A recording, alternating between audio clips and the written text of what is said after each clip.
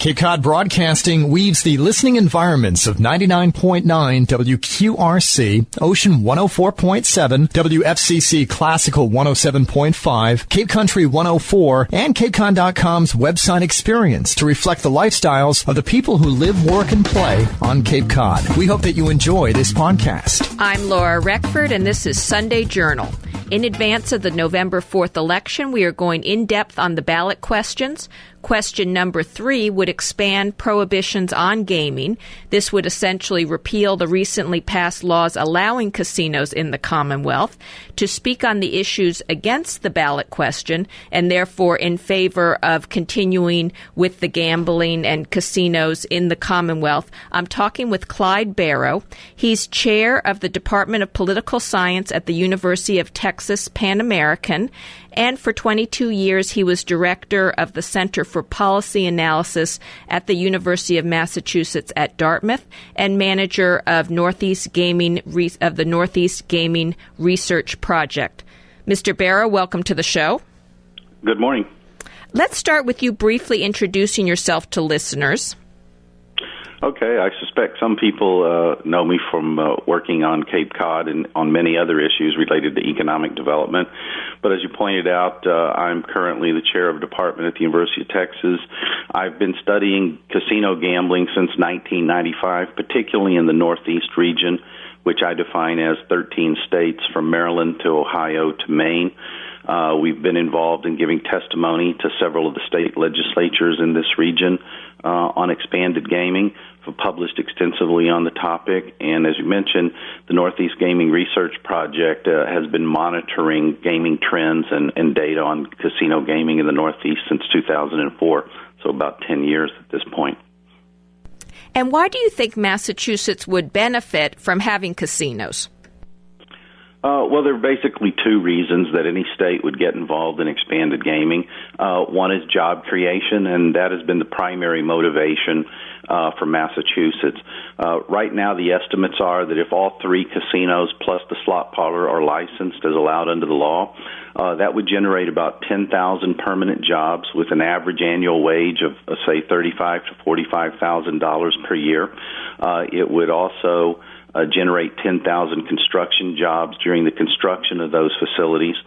And most importantly, I think one of the things people have forgotten is that this was really targeted at distressed areas.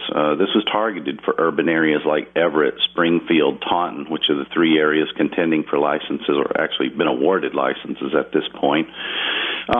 And these are areas that still have double-digit unemployment rates, where the educational attainment level is not particularly high. You're not going to attract the kinds of high-tech industries that have been the bedrock of the greater Boston economy. And as a consequence, this was really the one effort that the Commonwealth has undertaken in 30 years to try to create large numbers of good-paying jobs for people who lost their jobs when manufacturing essentially left Massachusetts in the 1990s. Now, ever since this law was passed and we've watched the process go forward with the Gaming Commission, there's been some criticism of how the process has gone. It's been slow-moving, issues of ethics, issues with the commissioners themselves. What do you say to those types of things?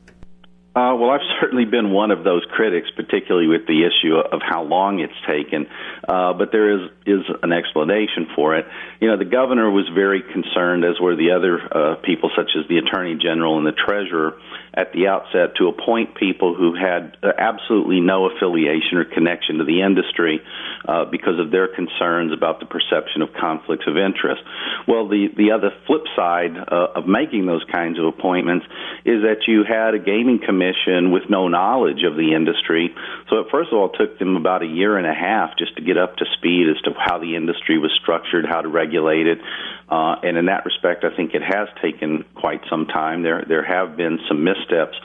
But at the end of the day, the reality is they have successfully licensed 3 facilities at this point, a slot parlor in Plainville, a large $800 million casino in Springfield, Massachusetts, and a $1.6 billion casino proposal for Everett, Massachusetts. And they are on schedule to license a third casino in southeastern Massachusetts, although right now it doesn't look like anyone is stepping up for that license. So you could end up with what we have, 2 casinos and a slot parlor.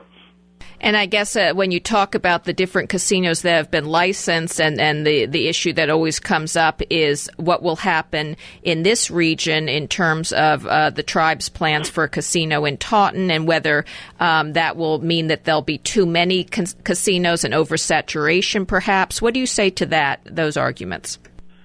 Yeah, it's certainly conceivable that you could end up with a commercial casino in a place such as New Bedford or Fall River and then an Indian casino in Taunton.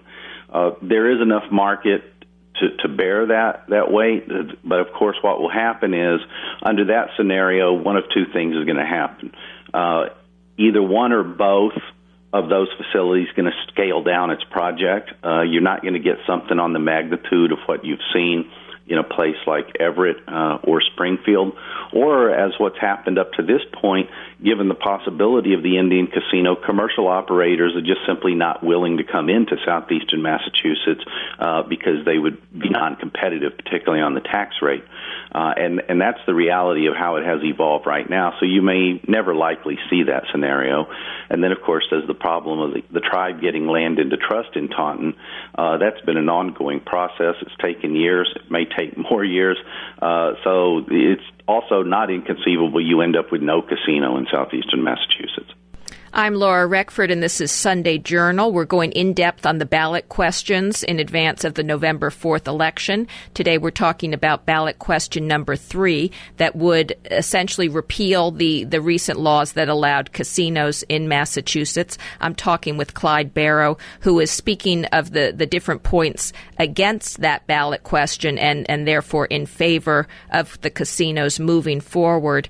Now, getting into, you talked about how economically beneficial casinos might be here in the Commonwealth. I guess people make the argument that if the money were, say, going to schools and other different enhancements in the state, then states like Nevada should really be have the best schools in the country, for example, and be doing very well. But that isn't the case. So people argue that the extra taxes on casinos don't really go to what people say they're going to go to. What do you say to that?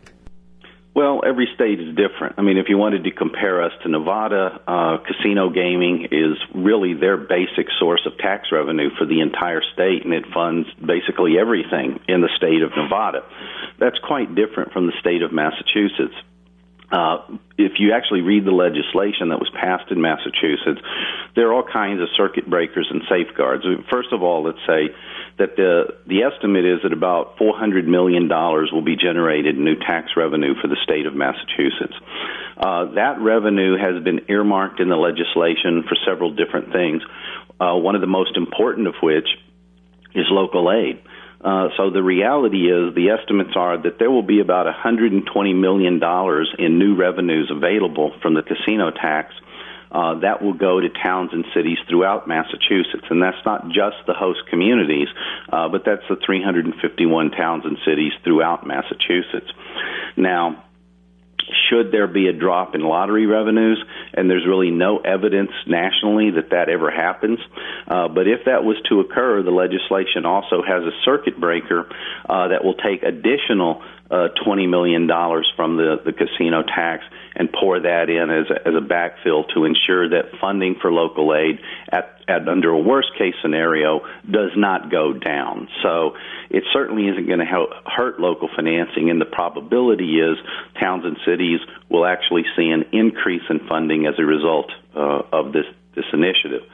The second component in there is that there are several other programs that are funded. There is a mitigation fund that's set up, so if a surrounding community feels that it's been impacted and can document that to the commission will have several $1 million more that it can make available to towns and cities to assist them with mitigation. And then others of those funds are set up for a whole variety of things. A public health trust fund. It will go into infrastructure, economic development, tourism development. So there are a variety of projects that this money is dedicated to. Every state does it a little differently. This is how Massachusetts has chosen to do it. Now, what about people point to the failing casinos in nearby Connecticut and in New Jersey? Does that have any bearing on this? Yes and no. I mean, it doesn't have any bearing in the sense that Massachusetts is a very different situation. In fact, I just released a study on this subject on Monday where we looked at the northeastern gaming market and found that there's probably another $2 to $3 billion in untapped market potential, most of that potential located in the states of Massachusetts, New York, and New Hampshire.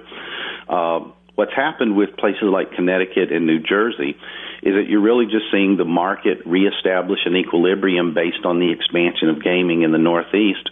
The reality is, although you've seen declines in places such as New Jersey and Connecticut, that's partly because you've seen even more dramatic increases in gaming revenues in places like Maryland, Pennsylvania, Ohio, New York, and even Rhode Island, who've managed to successfully recapture some of their residents who were going to those other two states in order to gamble previously. So you'll probably see more of the same when Massachusetts opens. You know, as I've pointed out many times, about 33% of the customers at Foxwoods come from Massachusetts. 20% of Mohegan Sun's customers come from Massachusetts. Mass residents spend about $100 million per year in Atlantic City right now, every year. Most, if not all of that money, will be repatriated to Massachusetts. That will, of course, hurt Foxwoods and Mohegan Sun's, but to the benefit of Massachusetts casinos. Now, we only have a couple of minutes left. What about people who say that gambling has dire social costs and that the people who are addicted to gambling are the ones who really suffer and that it brings in a lot of negative elements to the community? Well, first, there's no question that about 1% of the population in the United States will at some time be what we call a problem or pathological gambler, and that they will have a problem with too much gambling.